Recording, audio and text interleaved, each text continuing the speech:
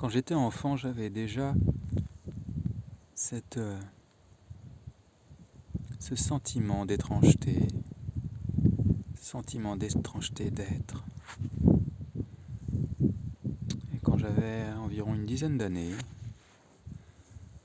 j'ai fait un rêve initiatique, un rêve qui n'en est pas un.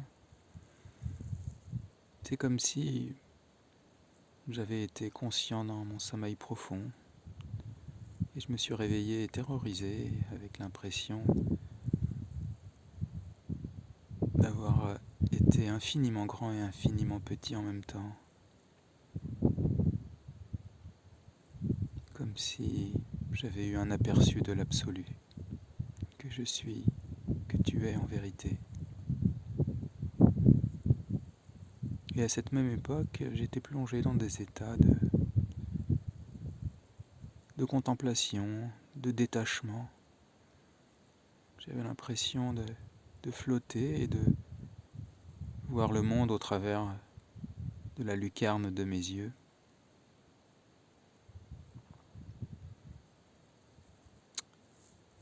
J'en ai parlé à mes amis de l'époque qui ne comprenaient pas. Et puis il y avait en moi une hésitation. Quel est le véritable état ? Est-ce que c'est l'état identifié que je connaissais auparavant ou est-ce que c'est cet état-là ? Je n'employais pas ces termes-là à l'époque. Eh bien, voilà, je me suis réidentifié. Et puis j'ai suivi le cours normal des choses. J'ai passé mon bac, j'ai fait des études supérieures. J'ai commencé à travailler en tant qu'ingénieur en informatique. Et puis, voilà, les questions que je me posais quand j'étais enfant, ces questions métaphysiques. Mais qu'est-ce que la sensation ? Pourquoi y a-t-il quelque chose plutôt que rien ? Tout ça c'est revenu en force dans un moment de déprime.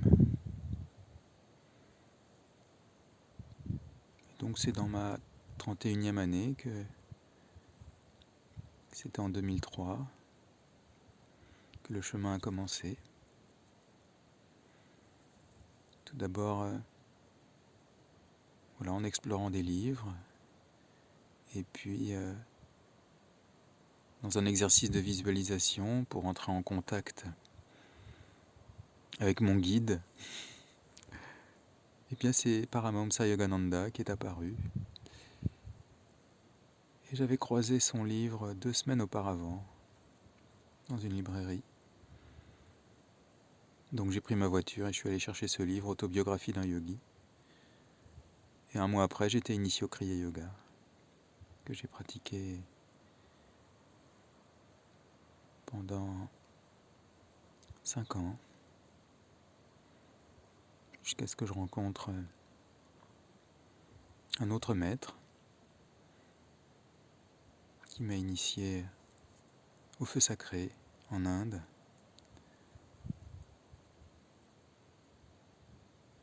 Où j'ai aussi participé à des grands rituels védiques.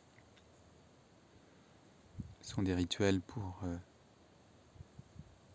en quelque sorte, transmuter le karma du monde. Mais je revenais toujours à la même chose. C'est la question qui suis-je ? La question qui suis-je ?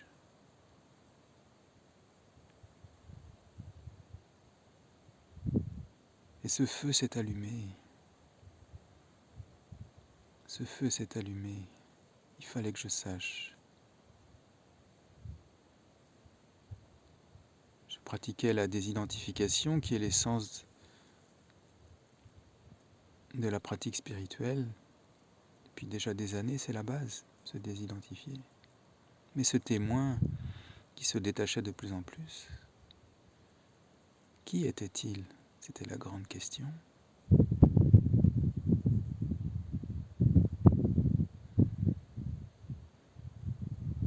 Cette question est devenue brûlante. Je pressentais que la révélation n'était pas loin. Et puis peut-être 2 semaines après ce pressentiment, ça s'est produit. Le retournement de la conscience sur elle-même a révélé la vérité de l'être. C'est-à-dire qu'il a été compris non plus seulement intellectuellement, mais viscéralement, au cœur de l'être. Il a été compris que je suis ce qui voit mais ne peut être vu.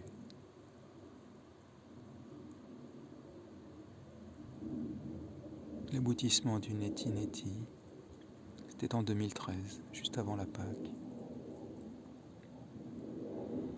Entre-temps, j'avais changé d'orientation professionnelle.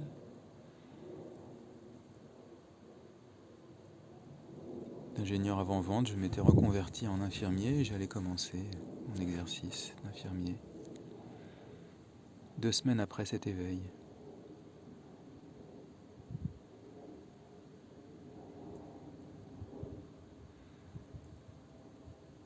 Mais l'éveil, c'est juste le début.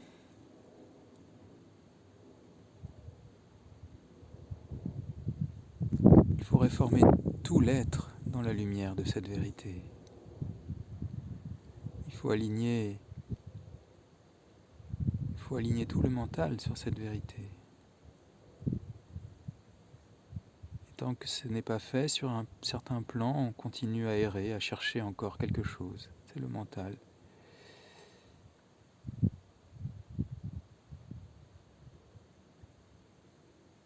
Il a fallu encore 10 ans pour comprendre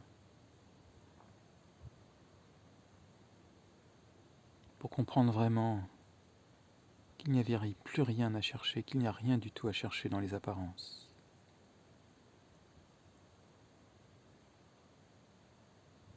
Et que le chemin, l'essence du chemin, qui est la dernière étape sur le chemin de la réalisation totale,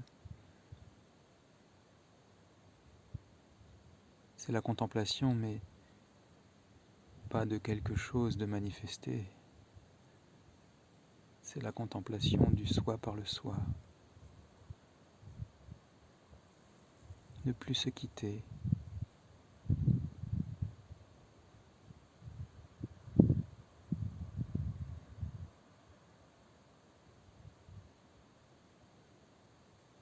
Tout lâcher pour s'abandonner à soi. Donc il aura fallu 10 ans entre le début du chemin et l'éveil, et puis encore 10 ans entre l'éveil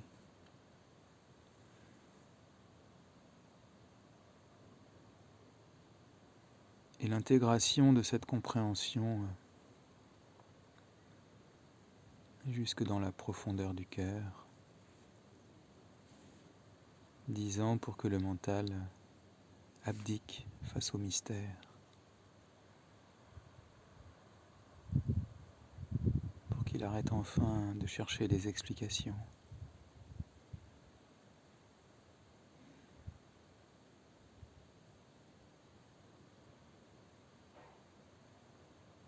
Ce qui fait la beauté de la vie, c'est son mystère.